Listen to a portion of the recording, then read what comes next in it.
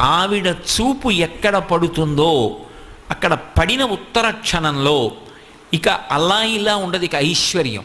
అది ఉత్సాహం కానివ్వండి, సంతోషం కానివ్వండి, పూనిక కానివ్వండి, అక్కడ ఉండేటటువంటి సంపద కానివ్వండి, అవన్నీ కూడా అంత పుష్కళత్వాన్ని పొందుతాయి, అంత సంతోషంగా ఉంటుంది.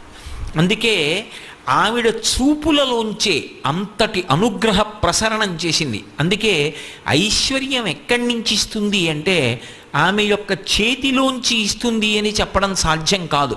అందుకే లక్ష్మీ కటాక్షము అంటూ ఉంటారు.